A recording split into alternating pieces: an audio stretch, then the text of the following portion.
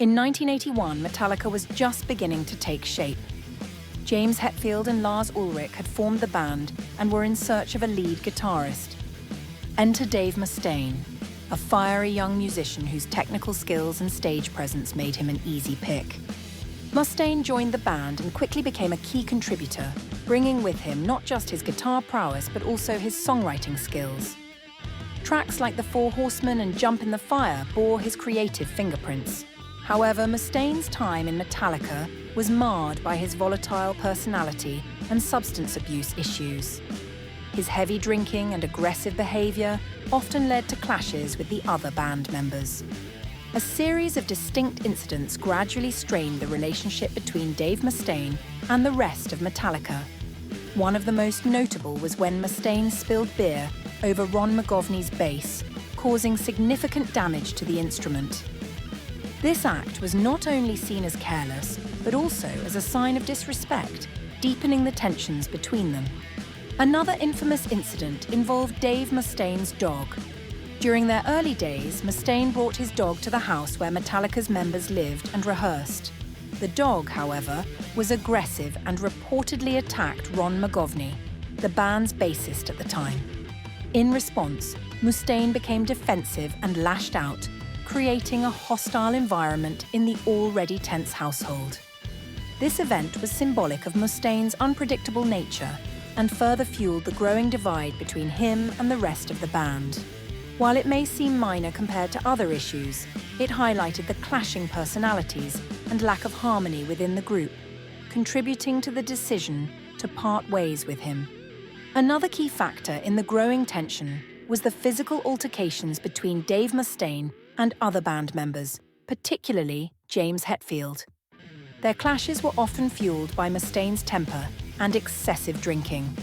In one instance, Hetfield reportedly confronted Mustaine over his behavior, leading to a heated argument that escalated into a physical fight. These altercations not only disrupted the band's dynamic, but also made it increasingly difficult to work together productively. Combined with incidents like the one involving Mustaine's dog and his erratic actions, the physical violence added another layer of instability, making it clear that the relationship between Mustaine and Metallica was deteriorating beyond repair. The breaking point came in April 1983, just days before Metallica was set to record their debut album, Kill 'Em All. Without warning, Mustaine was kicked out of the band. He was given a bus ticket back to Los Angeles and no second chances. The dismissal left Mustaine furious and heartbroken. On the long bus ride home, he vowed to create a band that would be even bigger and better than Metallica. That anger and determination fueled the birth of Megadeth. By 1985, Megadeth had released their debut album, Killing Is My Business, and Business Is Good, a ferocious record that showcased Mustaine's technical skill and uncompromising aggression. But Mustaine's feud with Metallica didn't end with his departure. For years, he harbored resentment, often criticizing his former bandmates in interviews.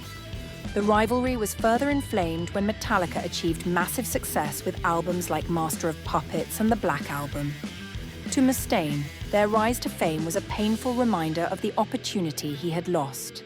The tension between the two camps even spilled into their music. Megadeth's Liar and In My Darkest Hour were reportedly inspired by Mustaine's feelings of betrayal. Meanwhile, Metallica's Some Kind of Monster documentary revealed that Mustaine's absence still loomed large in the band's history. Despite the bad blood, there were moments of attempted reconciliation. Mustaine joined Metallica on stage for their 30th anniversary shows in 2011, performing together for the first time in decades. But perhaps the most poignant moment came during an interview in the Some Kind of Monster era. Mustaine opened up about the pain of being ousted from Metallica, saying, "You guys left me to be out of the biggest band in the world. It's been hard for me to watch everything you guys do and not feel jealous." Over the years, both sides have softened. While Mustaine and Metallica may never have fully repaired their relationship, they've come to acknowledge each other's contributions to metal. Today, fans celebrate the fact that their rivalry gave birth to two of the greatest bands in metal history.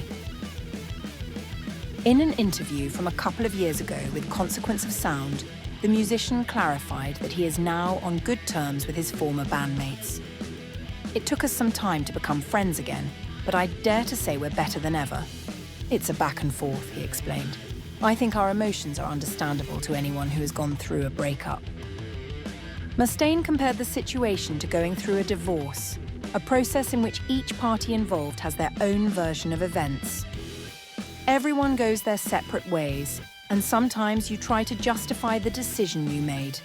Other times, all you need are the facts, and occasionally you feel obligated to give explanations you don't need to give, he continued. There are people who do share their side and add spicy details, as if it's a film with an option to add things that never happened. So I look at the whole Metallica period as something very good for me, and I wish them all the best. Many celebrate this separation for various reasons, each interpreting it through their own lens. For some, it marked the beginning of two legendary paths in music history, allowing each party to carve their unique identity. Others view it as a necessary conflict that fueled creativity and passion, pushing the individuals involved to evolve and achieve greatness on their own terms. Regardless of the perspective, the separation has become a pivotal moment that continues to spark debate and admiration among fans and critics alike.